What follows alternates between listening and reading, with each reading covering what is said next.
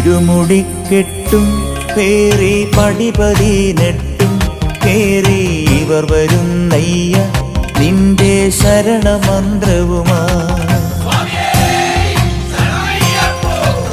നട തുറന്നയ്യ ദർശന സുഹൃതമേകണമേ നിന്റെ മിഴി തുറന്നയ്യ കനിവിൻ അമൃതു ചൊരിയണമേ.